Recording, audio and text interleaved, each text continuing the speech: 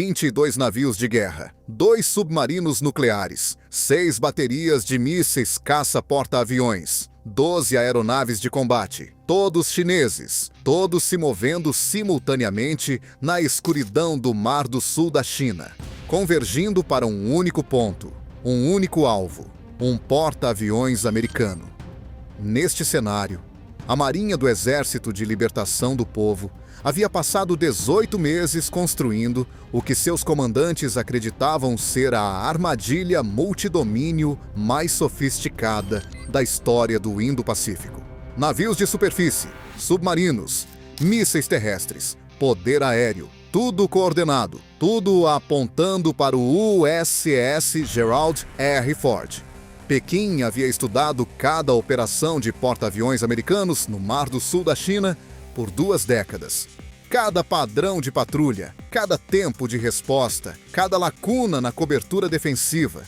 Eles haviam construído o míssil caça-porta-aviões DF-21D especificamente para encerrar a dominância americana de porta-aviões nessas águas. Eles haviam construído bases em ilhas artificiais por todo o Mar do Sul da China, especificamente para fornecer posicionamento avançado para exatamente este tipo de operação.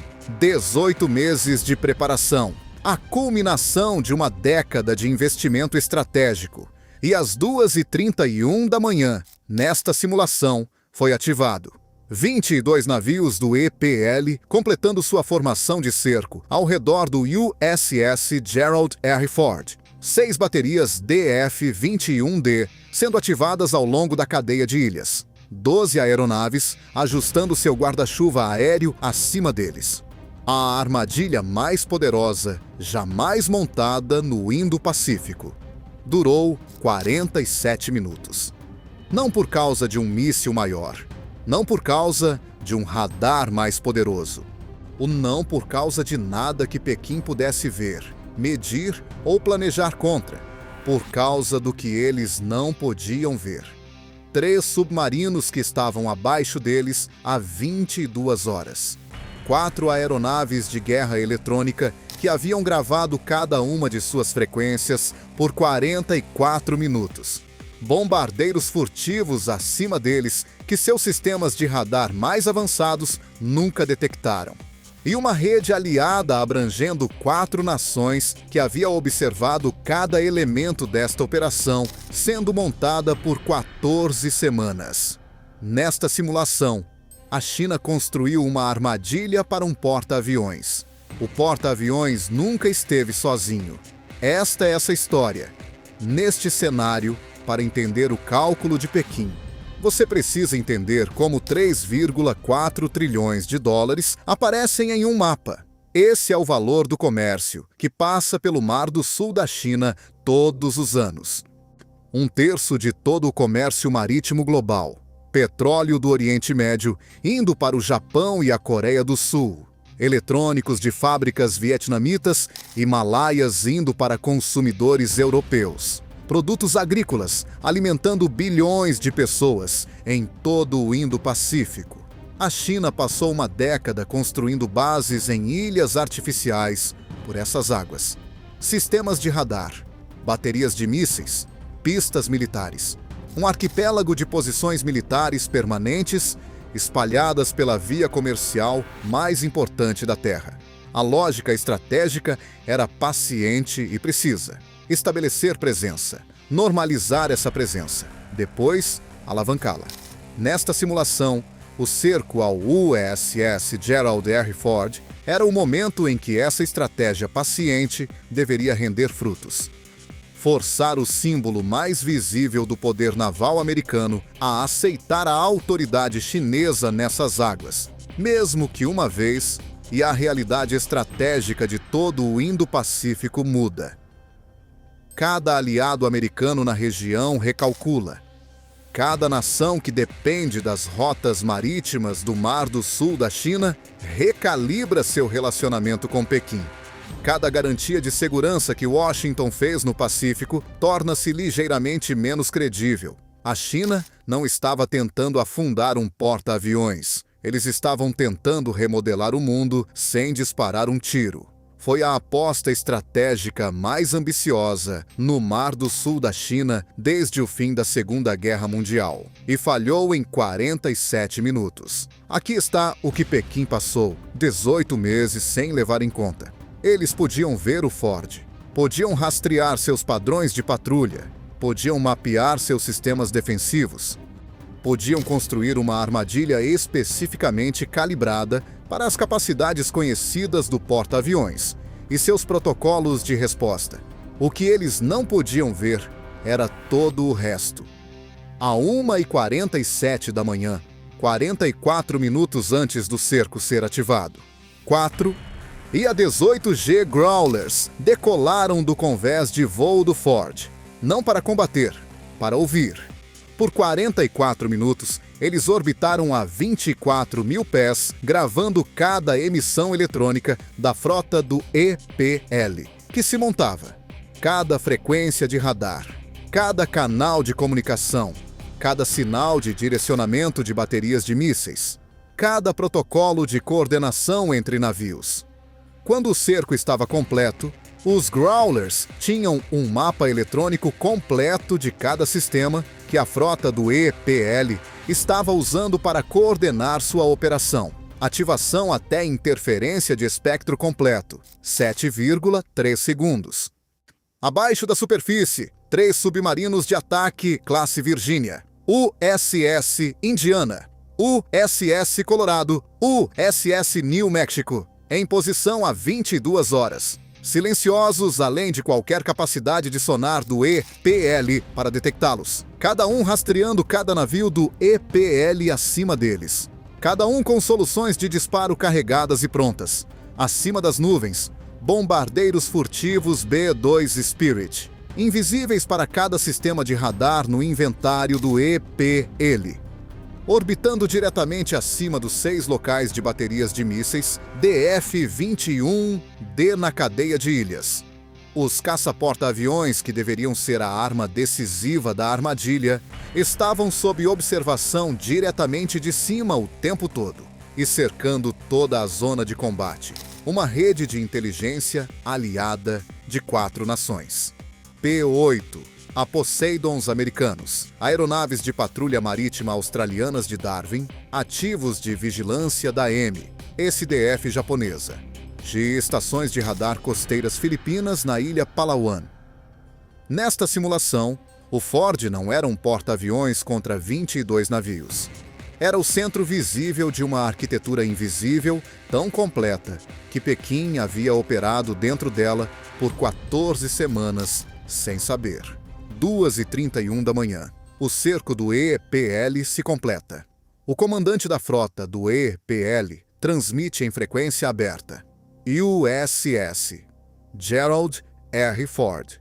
Você está operando em águas soberanas chinesas. Aceite escolta para águas internacionais imediatamente. 2h32 da manhã.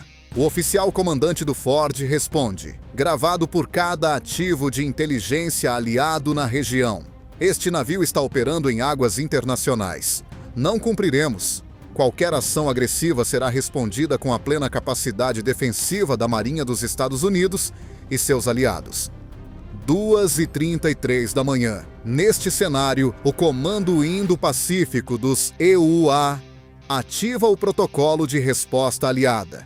Japão, Austrália, Filipinas, todos ativando ativos simultaneamente. O confronto bilateral que Pequim planejou tornou-se uma resposta multilateral antes que uma única arma seja disparada. 2h35 da manhã. Os EA-18G Growlers são ativados. 7,3 segundos. 22 navios perdem toda a coordenação tática simultaneamente.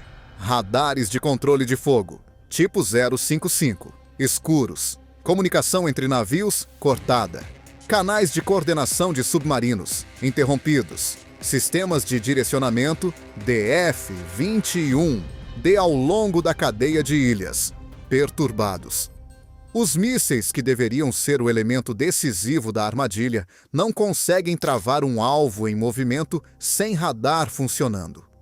2h36 da manhã. 3 submarinos classe Virginia transmitem pulsos de sonar ativos simultâneos. Um direcionado a cada submarino nuclear. Tipo 093. Preciso. Inconfundível. Nesta simulação, estamos aqui há 22 horas. Sabemos exatamente onde vocês estão. Agora mesmo. Ambos os comandantes do tipo 093 fazem a mesma avaliação racional. Coordenação cortada, apoio de superfície cego, posição conhecida por submarinos cujas localizações eles não conseguem determinar.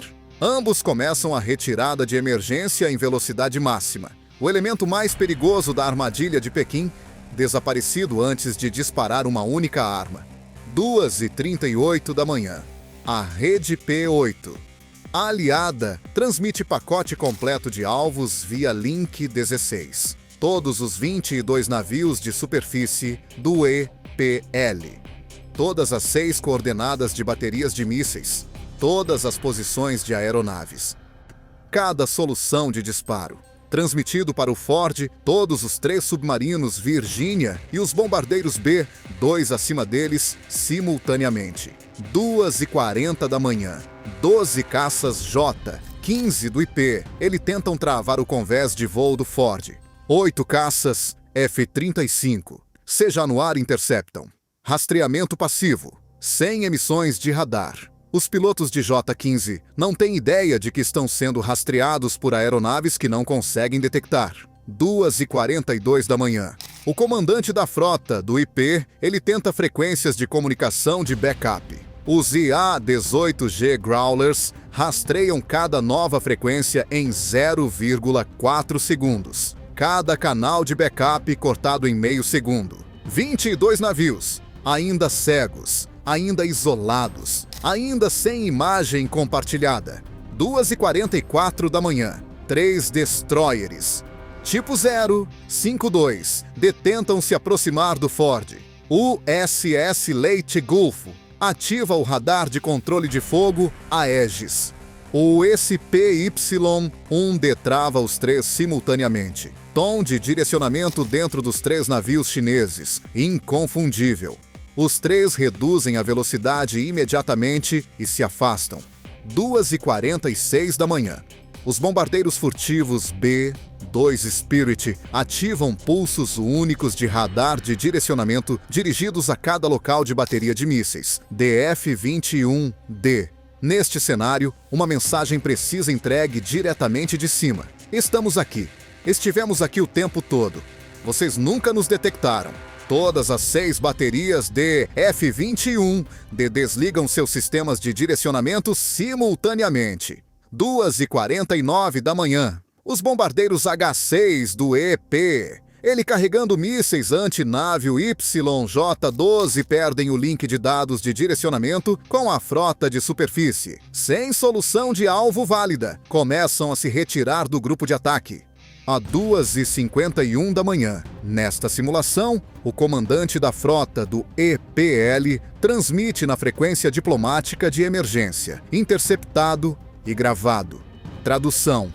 A operação encontrou interferência eletrônica significativa. Coordenação não é possível. Recomendo suspensão.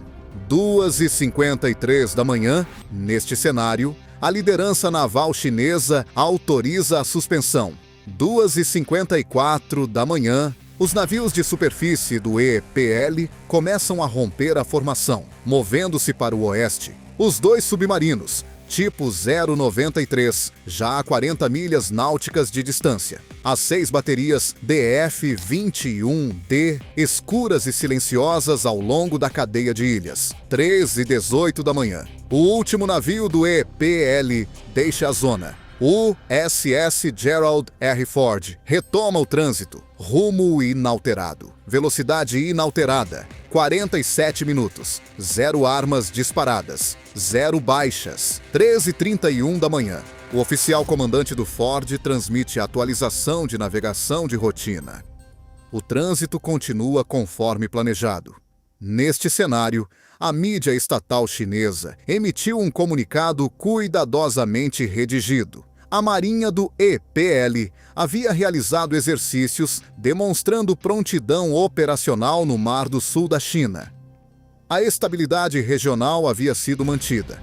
Os direitos soberanos da China haviam sido afirmados.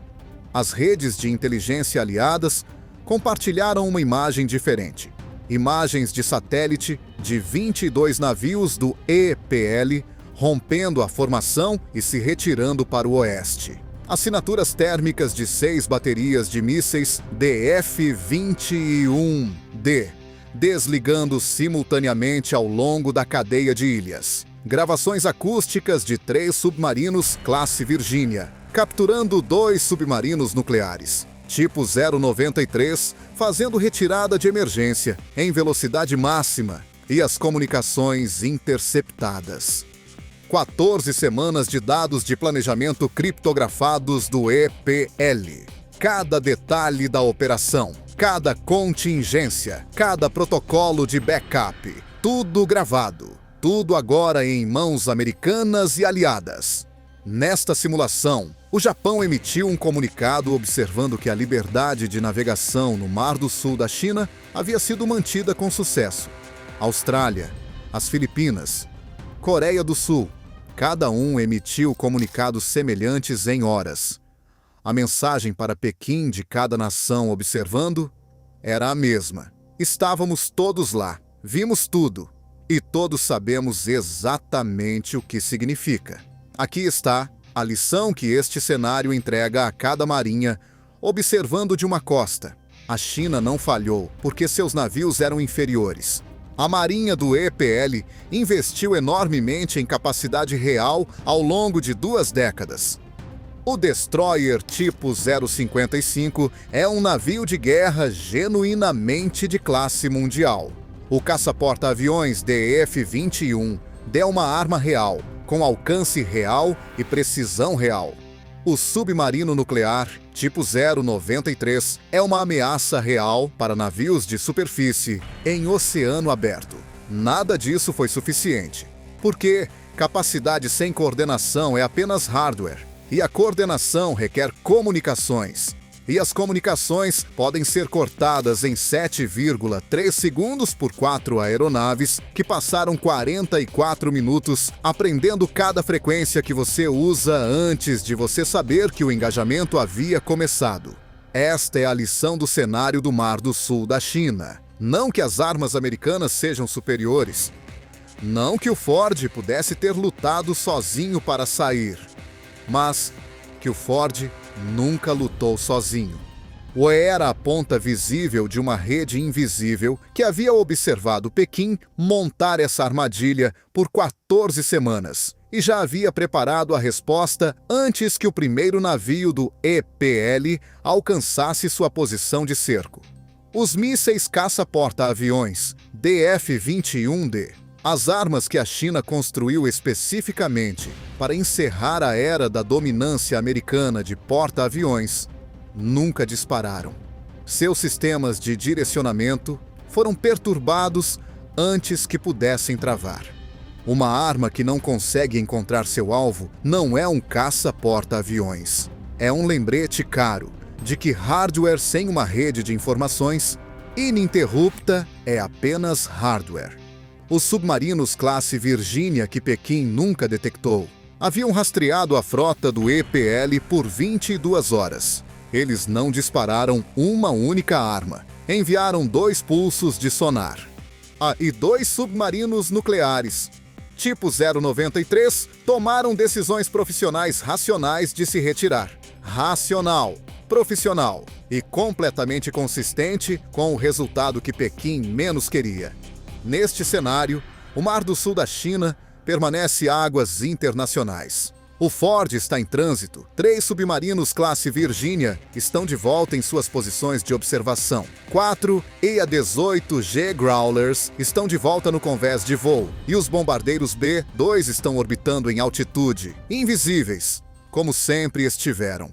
A China construiu uma armadilha para um porta-aviões. Nesta simulação, o porta-aviões nunca esteve sozinho. Nunca está. Aqui está o que eu quero saber de vocês. Neste cenário, a China montou a armadilha naval multidomínio mais sofisticada da história do Indo-Pacífico. 22 navios de guerra, submarinos nucleares, mísseis caça-porta-aviões, aeronaves furtivas. E toda a operação foi desmontada em 47 minutos, sem que uma única arma americana fosse disparada.